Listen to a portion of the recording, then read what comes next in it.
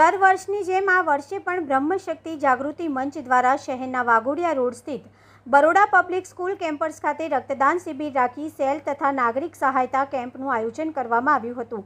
બ્રહ્મશક્તિ જાગૃતિ મંચ વડોદરા દ્વારા પ્રમુખ મીનાબેન શૈલેષભાઈ મહેતા સોપટાની અધ્યક્ષતામાં દર વર્ષની જેમ આ વર્ષે પણ ઓગસ્ટ મહિનામાં શહેરના વાઘોડિયા ખાતે આવેલા બરોડા પબ્લિક સ્કૂલ કેમ્પસ ખાતે હિન્દુ બ્લડ બેંકના સહયોગથી રક્તદાન શિબિરનું આયોજન કરવામાં આવ્યું હતું તથા બાળકો દ્વારા તૈયાર કરવામાં આવેલા રાખી સેલ સાથે જ નાગરિક સહાયતા અંતર્ગત સરકારી યોજનાઓ જેવી કે આયુષ્માન વય વંદના કાર્ડ, રેશન કાર્ડ, ઈ-KYC, વિધવા સહાય, આવકના દાખલા તથા આધાર કાર્ડને લગતી કામગીરી માટે કેમ્પસનું આયોજન કરવામાં આવ્યું હતું। આ કાર્યક્રમમાં અતિથિ વિશેષ તરીકે દર્ભાવતીના ધારાસભ્ય અને વર્લ્ડ બ્રાહ્મણ ફેડરેશનના રાષ્ટ્રીય ઉપાધ્યક્ષ શૈલેષભાઈ મહેતા સોટા તથા ડૉક્ટર બીનલ રાણા વિશેષ ઉપસ્થિત રહ્યા હતા। આ પ્રસંગે બ્રહ્મશક્તિ જાગૃતિ મંચના પ્રમુખ મીનાબેન શૈલેષભાઈ મહેતા સોટાએ જણાવ્યું હતું કે અંગદાન એ મહાદાન છે। દર વર્ષે બ્રહ્મશક્તિ જાગૃતિ મંચ ઓગસ્ટ મહિનામાં હિન્દુ બ્લડ બેંકના સહયોગથી રક્તદાન શિબિરનું આયોજન કરે છે, જેમાં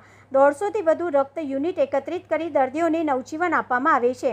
સાથે જ ભાઈઓ બહેનના પવિત્ર પ્રેમના પ્રતીક રક્ષાબંધનનો પર્વ પણ આવી રહ્યો છે, ત્યારે અહીં રાખી સેલ રાખવામાં આવ્યો છે, જેમાંથી થયેલી આવક પણ દાનમાં રાખવામાં આવશે। વધુમાં તેમણે ચિંતા વ્યક્ત કરી હતી કે આથી રક્તદાતાઓની સંખ્યામાં ઘટાડો જોવા મળી રહ્યો છે, કારણ કે 18 વર્ષથી નીચેની વયના 45 કિલોગ્રામથી ઓછું વજન ધરાવતા તથા 60 વર્ષથી ઉપરના સિનિયર સિટીઝન રક્તદાન કરી શકતા નથી, ત્યારે યુવાનોએ વધુમાં વધુ રક્તદાન માટે આગળ આવવું જોઈએ। હવે તો ડાયાબિટીસને એક જ દવા લાંબા સમય સુધી લેતા હોય અને અન્ય કોઈ ફેરફાર ન હોય તે લોકો પણ રક્તદાન કરી શકે છે।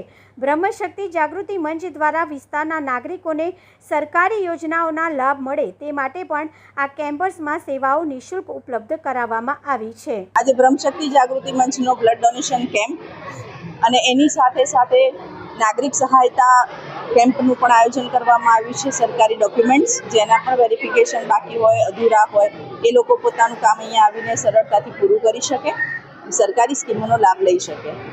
ગુજરાતીઓ દાન માટે પ્રખ્યાત છે। આપ સેન્ટેન્સ અહીંયા પણ જોઈ શકો છો કે દાન ગુજરાતીઓ જ કરતા હોય છે, તો પછી બ્લડનું દાન પણ કેમ નહીં? કોઈકનો જીવ બચાવી શકીએ એનાથી ઉત્તમ કોઈ જ દાન નથી। એટલે રક્તદાન એ મહાદાન છે, જીવન સૂત્ર છે। સાથે સાથે આજે રાખીનું એક્ઝિબિશન પણ છે, રાખી સેલ પણ છે। તો જો આપણે એક સૂતરનો તાંતણો માણસને જિંદગી પર બાંધી શકે તો તમારી એક બોટલ બ્લડ કોઈના માટે જીવનભરની એક યાદગીરી રહે અને એને જીવંત રાખે છે। આપ સૌ જાણો છો કે બ્રહ્મશક્તિ જાગૃતિ મંચ એક જ વડોદરાનું એવું મહિલા ગ્રુપ છે કે જે દર વર્ષે ઓગસ્ટમાં બ્લડ ડોનેશન કેમ્પનું આયોજન કરે છે અને 150થી વધારે બ્લડ યુનિટ ભેગું કરી અને જલારામ બ્લડ બેંકને એ ડોનેટ કરે છે। જલારામ બ્લડ બેંક સાથેનો અમારો નાતો ખૂબ જૂનો છે। ખૂબ જ્યારે પણ ઇમરજન્સીમાં મદદ પડી હોય ત્યારે જલારામ બ્લડ બેંક રાત્રે પણ અમને ખૂબ સરસ રીતે હેલ્પ કરે છે। તો બ્લડ ડોનેશન કેમ્પમાં આપ સૌ જોડાઓ, આવો એવું આપ સૌના માધ્યમથી જનતાને અપીલ કરું છું। બ્લડ ડોનેટ કરો અને તમે કોઈકના જીવનને બચાવવા માટે સહભાગી બનો। અત્યારના યુગમાં ખૂબ જ સ્ટ્રેસ હોવાના કારણે બ્લડ ડોનેશન આપવા માટેના ડોનર બહુ ઓછા રહ્યા છે।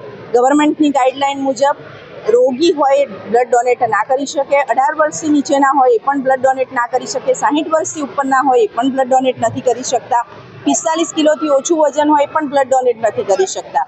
તો સ્વસ્થ વ્યક્તિઓની સંખ્યા ડે બાય ડે ઓછી થતી જાય છે। સરકારની આ વખતની ગાઈડલાઇન છે કે થાઇરોઇડ અને ડાયાબિટીસ જો એ તમે ભલે હોય નાની ઉંમરમાં આવી જતા રોગ છે, અત્યારે 25-30 વર્ષના યુવાનોમાં યુવતીઓમાં રોગ આવી ગયા છે, તો સતત તમે એક જ ડોઝ પર 2 વર્ષથી દવા ખાઈ રહ્યા હો, તમારા ડોઝમાં કોઈ ફ્લક્ચ્યુએશન ના આવ્યું હોય તો તમે એવી વ્યક્તિ પણ હવે બ્લડ ડોનેટ કરી શકશે, કારણ કે ડોનરની સંખ્યા ડે બાય ડે ઓછી થાય છે।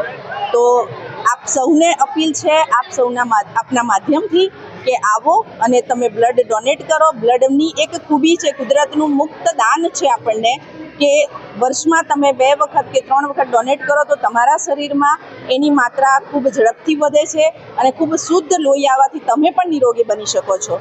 બ્લડ ડોનેશન કરતા રહો અને લોકોના જીવનના બચાવવામાં સહભાગી બનો। Thank you.